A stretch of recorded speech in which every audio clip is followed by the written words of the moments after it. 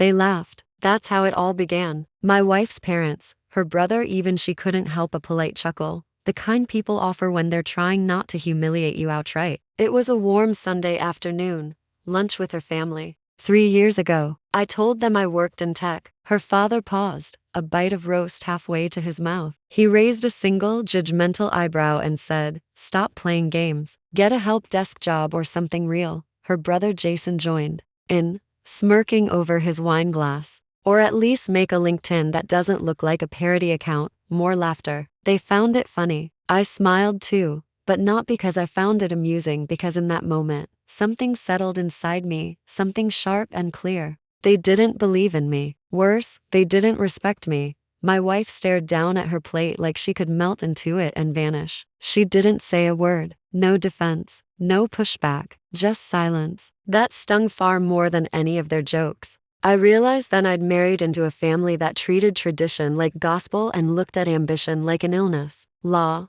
medicine, finance, those were real careers. Tangible, valid. Tech? To them, tech was a fantasy, a game for boys who couldn't grow up. What they didn't know was that silence is where I thrive. Every joke they made, every smug comment, it planted something inside me, something that would grow. Jason had a dream of building a fintech company, something half-baked he'd pieced together from a European white paper he barely understood. But dreams need scaffolding, investors, infrastructure, security, code. He needed someone who knew how to build all that. He needed me, and he didn't even know it. 6 months later, he pitched the idea at another family dinner. This time I didn't speak, I just watched. Jason rattled off buzzwords like a bad TED Talk: blockchain integration, secure payment rails, decentralized authorization. He could barely pronounce encryption. His father beamed. His mother glowed. That night, my wife came to me and said, "He's going to make something of himself.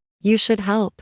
Not we could build something. Not you two would make a great team. Just help him. Because he was the golden son. The one who made them proud. The one who laughed first. So I helped. Quietly. No title. No photo ops. Just the ghost in the machine. I introduced him to VCS people I'd built real relationships with. Not over cocktails, but over lines of code and sleepless nights. I reviewed every inch of his code. Rewrote it when needed. I tore apart his pitch deck and rebuilt it from the ground up. I re-engineered his back-end architecture from scratch. Piece by flawless piece, he took the credit. Always.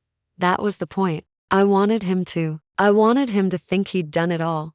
And then came the deal. The deal. A global payments company wanted in. $190 million structured over 6 quarters. Conditional, of course. Back-end stability. Clean IP ownership. No ongoing litigation. Full tech audit. Jason was euphoric. His fiancée cried with joy. His parents celebrated like they'd just been knighted. And me? No one even said my name.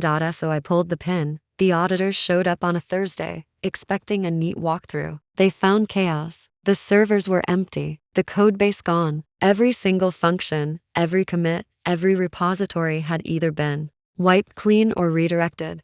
Then came the final move. The clause. Jason never read the fine print in his own filings. His lawyers missed it too. Buried beneath layers of boilerplate and licensing language was a contract, one where my shell company retained full ownership of the code. Every line, every feature, every innovation. I was the legal CEO of the company the buyers now owed $190 million to. The deal froze. Investigations opened. Fraud was on the table. Jason unraveled. He left 19 voicemails, all frantic. His father texted me, "We need to talk." My wife? She just asked one question.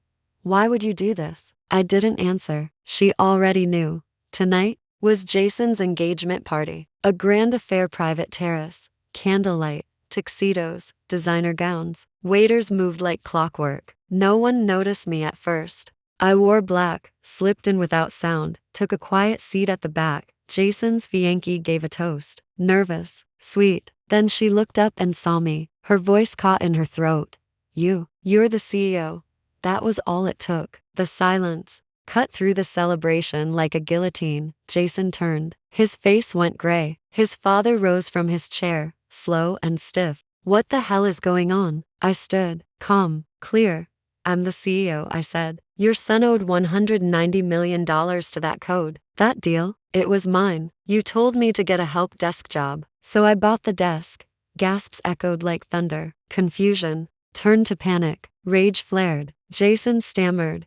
You can't do this. You are just the quiet guy. I looked him dead in the eye. You never read what you signed. None of you did. His mother burst into tears. His father barked accusations. His fiancé didn't say a word. She just turned and walked out, veil in hand. And my wife? She didn't move. She didn't speak. She just looked at me like I was made of glass. Something cold, untouchable, transparent now, but sharp. The fallout was swift. The deal imploded. The buyers backed out. Jason's investors dragged him to court. His reputation, once so carefully polished, shattered overnight. My company absorbed the IP, clean and legal. I launched a new platform, built on the code he thought was his. My wife asked for space, then time, then a lawyer. I gave her all three.